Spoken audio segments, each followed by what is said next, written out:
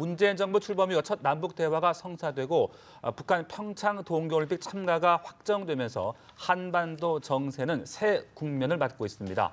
남북은 이번 회담에서 도출된 합의 사항을 담은 공동 보도문을 채택했는데요. 네, 두 분의 전문가 모시고 관련된 이야기 나눠보겠습니다. 김기후 경기대 정치전문대학원 교수, 오경섭 통일연구원 연구위원 나와 있습니다. 안녕하십니까? 안녕하십니까? 네, 안녕하세요. 네, 자 남북 고위급 회담 순조롭게 마무리가 된 것 같습니다. 사실 새해 들어서 참 어떻게 보면 짧은 시간 내에 이렇게 남북 대화의 장이 마련됐던 것인데요. 먼저 오늘 회담 전반적으로 좀 어떻게 의미 평가하고 싶으십니까?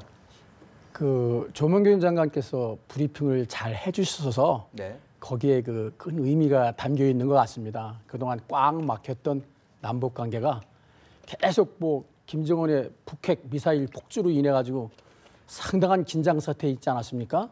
거기나 또 미국 대북 제재와 또 심지어 미국에 대한 북폭설까지도 막 들고 그런 데서 대화의 첫 걸음을 띄었다, 첫 삽을 띄었다. 예, 그런 데서는 의미가 있지만.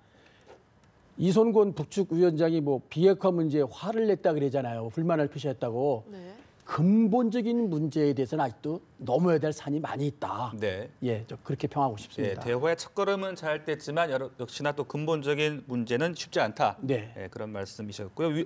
위원님 어떻게 좀 분석을 하고 계세요? 일단 이번 회담은 굉장히 성과적으로 끝났다고 생각을 합니다. 네. 일단 첫 번째로는 당초 우리가 예상했던 대로 평창 동계올림픽 참여 문제에 대해서 남북한이 거의 별다른 이견 없이 충분히 합의했다라고 하는 점에서 큰 성과였다 이렇게 생각이 되고요.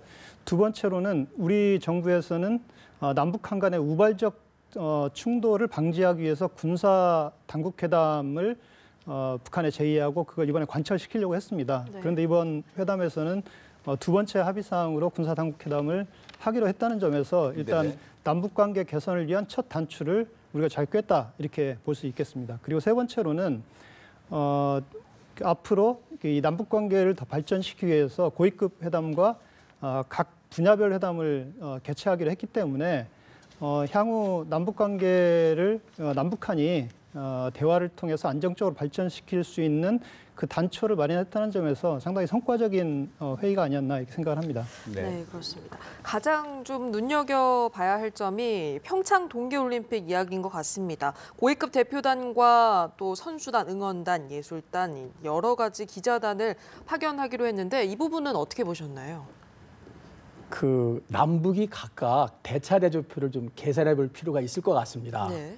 예, 저희는 북핵 미사일 위협 때문에 유럽의 프랑스라든지 참가하는 게 좀 미온적인 국가들 그런 사람들이 더 동력을 더 발휘할 수 있고 북한이 참가함으로써 그다음에 또 티켓도 지금 잘 안 팔리고 있다 그러는데 예술단도 온다 이런다 보면은 민영원단도 온다 그러면 티켓도 많이 나고 흥행이 좀 될 수가 있는 점이 있는 반면에 북한이 지금까지 파견한 이런 참관단 중에서는 아마 지금 말하는 거 보면 다 외우기도 힘드는데 고위급부터 응원단, 예술단, 참관단, 태권도 시범단 막 이런 거 보면 역대급 아마 500에서 많으면 한 1000명까지 최대 규모가 오지 않을까요? 네. 그러다 보면 이것이 어떤 북한의 선전장으로 또 반전될 가능성이 북한 맨날 핵미사일만 쏘았는데 저렇게 태권도 시범도 배우고 아름다운 모란봉 예술단이 와서 하는 사람 저런 사람들이 과연 핵미사일을 쏠까? 이거 우리가 잘못 생각하는 거 아니야? 정말 우리 민족이 맞네. 그래가지고 그동안 했던 대북 경계심을 단번에 이완시킬 수 있는 또 그런 장소로도 이용될 가능성이 상당히 높은 두 가지 양면성이 다 있다 이렇게 볼 수 있겠습니다. 네, 그렇습니다. 또 이 나중에 참과 관련한 실무회담을 개최하기로 했는데 문서 교환 방식으로 하기로 했어요. 이 부분은 어떤 건가요? 일단 북한이 이제 동계올림픽 참여할 때 나머지 문제는 사실 실무적인 문제 아니겠습니까? 네. 그러니까 어느 날 언제 어떤 경로를 통해서 어떻게 들어오고 그리고 어디에 숙소를 정하고 어떻게 활동할 것인지 하는 문제에 대한 다분히 실무적인 문제이기 때문에 거기에 대한 문제는 여러 가지 문서 교환을 통해서 충분히 협의할 수 있다 이렇게 판단하는 것 같습니다. 그리고 선발대를 파견하기로 했기 때문에 네. 아마 선발대가 오면 구체적으로 북한 대표단 그리고 선수단, 응원단, 예술단의 일정과 동선을 충분히 협의할 것으로 판단이 됩니다. 그리고 그 과정에서라도 아마 긴급하게 협의할 내용이 있다면 아마 북한과 여러 가지 어떤 방식으로 대화를 진행할 것으로 판단합니다. 네, 이 고위급 대표단을 파견하겠다 그런 입장을 밝히면서 또 누가 대표단을 이끌지도 좀 주목을 해봐야 될 것 같은데요.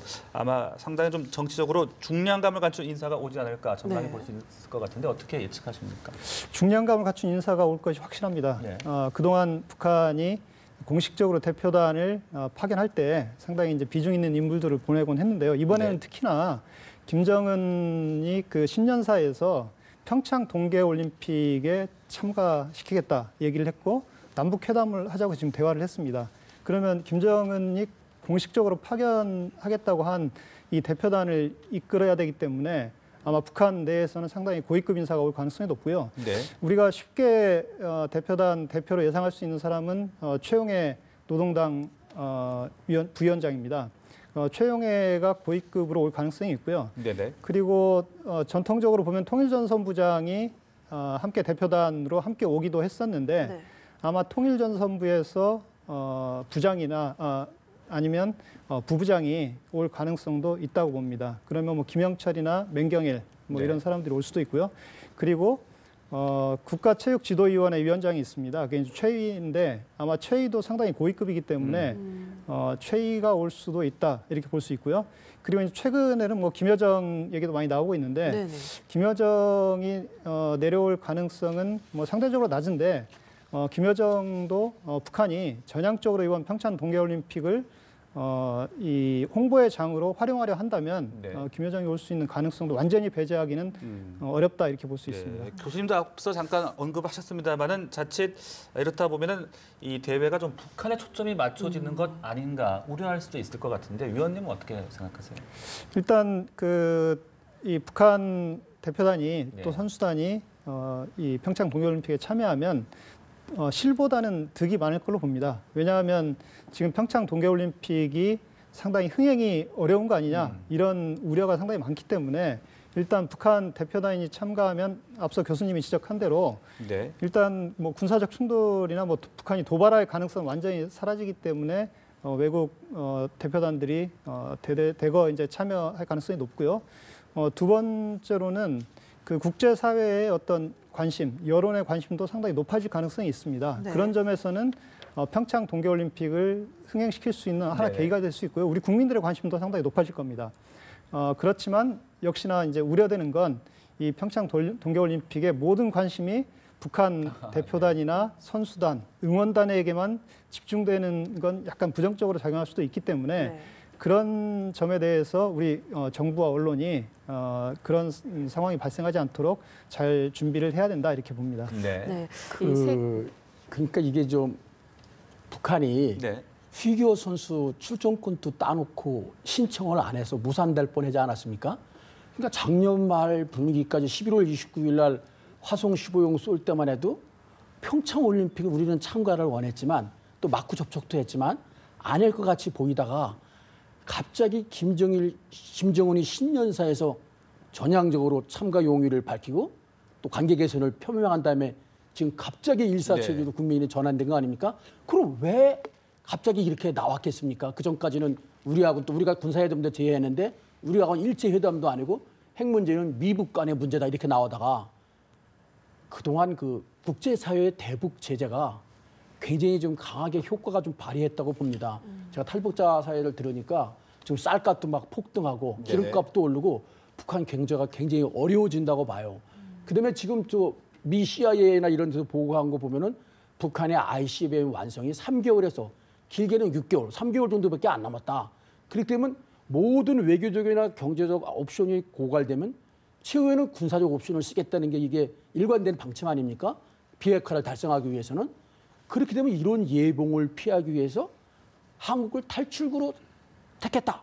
이런 또 여론들도 있는 거거든요. 국제사회의 시각도. 네네. 특히 미국의 시각에 이런 게 있을 것 같기 때문에 그래서 역대급 대규모 참가전을 해서 완전히 시선을 바꾸려는 네. 그런 의도도 숨어 있는 걸 우리가 간파해야 되겠죠. 북한 지금 대표 리성건 대표 지금 발표도 네. 우리 공동부도문 내용과 거의 비슷하다고 생각합니다. 네네.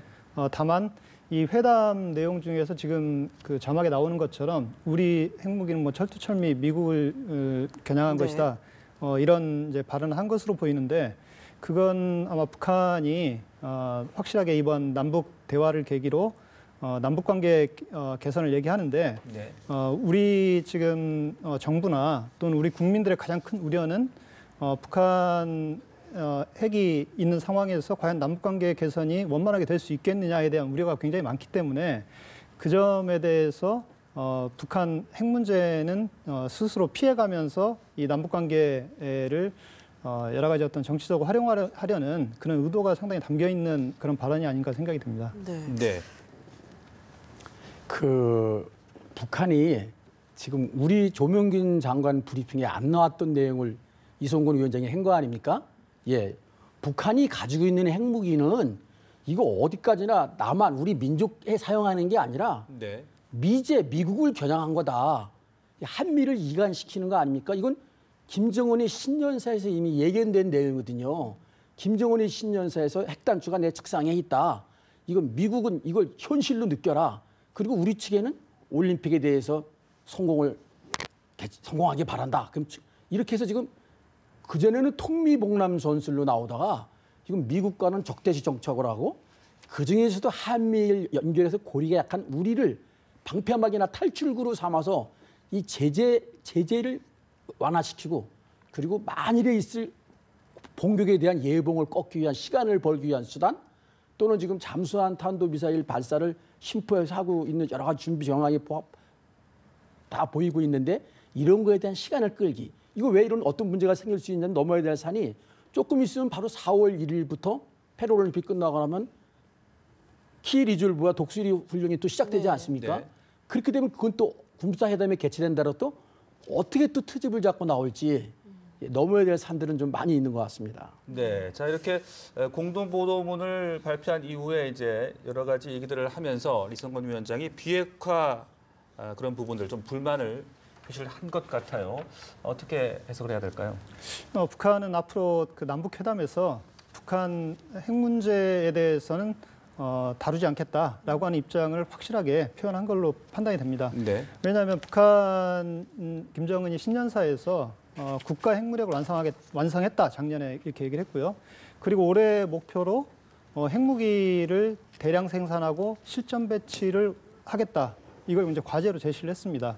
그러니까 이 북핵 문제를 이 남북 관계, 남북 회담에서 얘기하는 순간 그 회담은 상당하게 어려워질 겁니다. 그렇기 때문에 북한이 미리 이 앞으로 진행될 군사 당국 회담이라든가 이런 데에서 북핵 문제는 다루지 않겠다. 그리고 이 북핵 문제는 미국과 논의할 사안이다라고 하는 점을 선언한 게 아닌가 이렇게 생각이 됩니다. 네, 뭐 지금 앞서 보신 영상에서 하는 얘기가 뭐 핵무기는 미국을 겨냥하고 있다, 우리 민족을 겨냥하고 있는 게 아니다, 계속 이런 식으로 얘기를 하고 있는데 앞서 민족 문제는 민족끼리 푼다 이 내용이랑 좀 일맥상상이라고 그렇죠. 봐야겠죠? 이번에 공동 합의문 세 번째 한 거, 예, 이 민족이 당사자가 그동안 남북 관계했던 그 남북 선언도를 존중하고 예, 이 민족이 주체가 돼서 이걸 존중하면서 앞으로 화해와 협력을 해나가기로 했다는데 이 민족이라는 문제에 북한이 말하는 거에 겉으로 표현하는 것과 네. 속에 담겨 있는 의미가 다른 걸 알아야 됩니다. 민족끼리 한다는 말은 외세를 배격한다는 말이거든요. 예, 외세를 배격한다는 말은 결국은 주한미군 철수를 의미하는 것이고 미국이 이 땅에 와서 훈련하는 걸 반대한다는 얘기로 기결되거든요. 그러니까 이걸 잘 분석해 보면 우리가 핵무기를 가지고 있는 게 우리 민족을 보호하기 위해서 남한은 같은 민족에 사용 안 한다. 이건 미국에게 어디까지나 대응하는 것이고 또 만약에 미국하고 회담한다면 핵 보유국으로서 핵 협상을 할 수 있다. 이런 자세고 미국 보면 우리 핵 보유국을 인정하라는 얘기거든요. 근데 이게 말이 안 되는 게 그러면 지금 스쿼드 미사일 같은 사거리가 200, 300, 500 되는 건 다 우리 측을 공격하는 것이고 노동 미사일도 고각사인 거. 북한이 가면 1000여 기의 미사일 중에서 핵탄두는 뭐 20개, 30개라 그러지만 다 이게 한 800개, 900개가 다 우리 남한 지역에 떨어지는 거거든요. 근데 그걸 가지고 핵무기를 가지고 있으면서 야 이거는 우리 민족한테는 사용 안 할 테니까 이건 남남 분열도 노리고 네. 한미 이간도 시키고 북한이 아주 다각적인 포석을 가지고 나온 것 같습니다. 네, 그런데 그 북한이 한미 연합 훈련의 뭐 중단이라든지 미 전략자산 한반도 전개 중단 등을 조건을 요구를 했는지 이 부분은 아직까지는 정확하게 알려지지 않고 있는데 북한이 이런 요구도 없이 원만하게 합의를 해준 걸까요? 어떻게 봐야 되는 겁니까? 일단 지금 공동 보도문에서 네. 우리 북한이 설사 이런 발언을 하더라도 우리 대표단이 그걸 받을 수는 없습니다. 아마 그 요구를 하는 순간 이 회담은 무산됐을 가능성이 높습니다. 그런데 북한의 지금 이 회담 지금 합의에서 이 회담이 상당히 이제 남북 관계 개선에 단초를 마련했다는 점에서는 상당히 긍정적이지만 우려되는 점도 이제 앞으로 많이 있습니다. 북한은 우리에게 지금 요구하고자 하는 게 지금 북한이 가장 처한 어려움은 앞으로 핵을 계속 개발해 나가는 이제 과정에서 미국이 계속 군사적 위협을 하고 있습니다.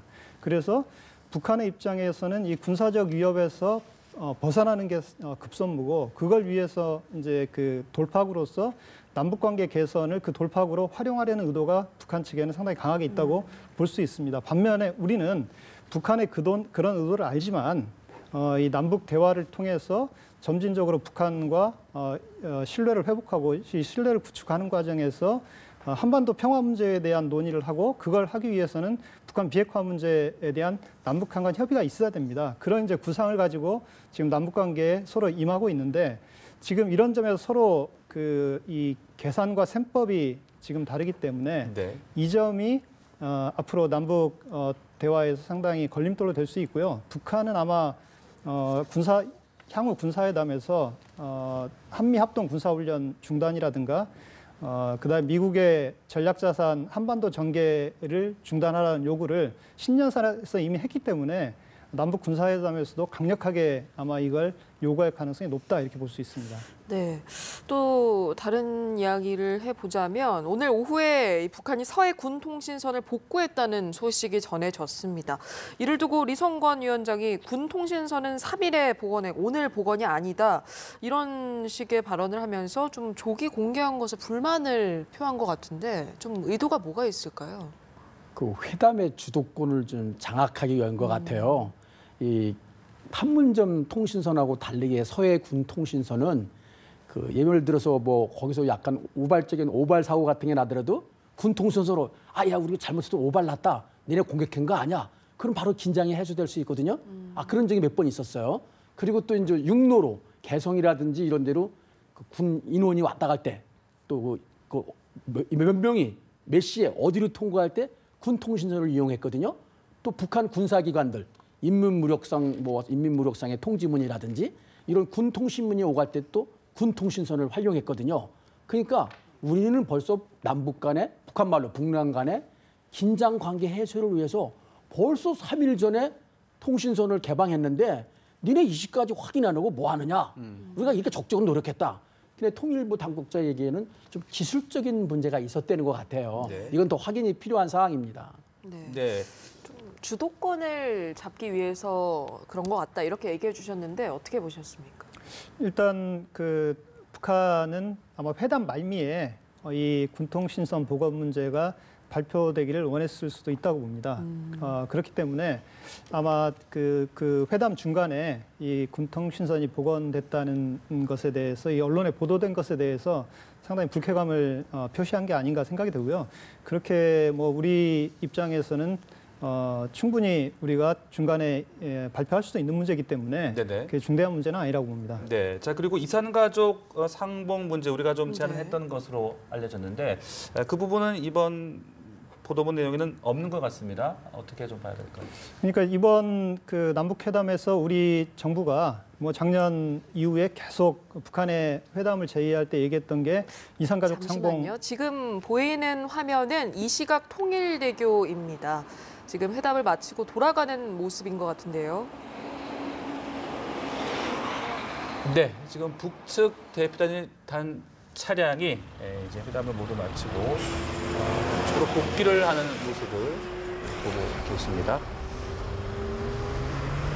네, 오늘 모두 5명의 대표단이 북측에서 왔었죠. 리선건 위원장을 비롯해서 전종수 부위원장, 또 황충성 부장, 원기로 부상, 리경식 위원 등이 오늘 북측 대표단을 참석을 했었는데요. 이 5명의 대표단을 태운 차량이 지금 통일대교를 지나 북측으로 복귀를 하는 모습을 보고 계십니다. 네, 오늘 판문점 평화의 집에서 고위급 회담을 진행하고 지금 이 시각 10시 30분쯤에 지금 통일대교를 넘어서 다시 돌아가는 모습이 보이고 있습니다.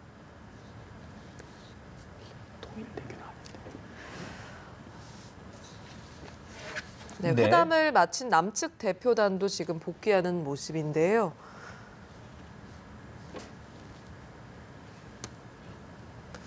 지금 눈이 많이 내리고 있는 상황인데 자유로로 진입해서 서울로 복귀하는 모습 함께 보고 계십니다. 네, 오늘 남측 대표단이 또 회담을 마치고 서울로 복귀를 하는 모습 지금 함께 보고 계십니다. 조명균 장관을 수석 대표로 해서 천혜성 차관과 노태광 문체부 2차관, 안문현 심의관, 김기용 기획사무처장 등이 오늘 남측 대표단을 참석을 했었죠. 지금 회담을 마치고 지금 서울로 복귀하는 모습 함께 보고 계십니다. 네, 아까 잠깐 저희가 이야기를 하고 있었는데 네. 오늘 그 보도문 내용에 이산가족 관련 부분들은 좀 빠져 있었습니다. 그러니까 우리 정부는 아마 이산가족 상봉 문제를 그 공동 합의하기 위해서 보도문에 넣기 위해서 굉장히 끝까지 북한을 설득했을 것으로 보입니다. 그런데 북한이 군사당국 회담은 수용했고 이산가족 상봉은 수용하지 않았습니다. 명시적으로 얘기 지금 들어가 있지는 않습니다. 네. 이걸 보면 향후 북한의 의도는 군사적 위협을 완화하는 데 있다라고 하는 거 우리가 충분히 알 수 있고요.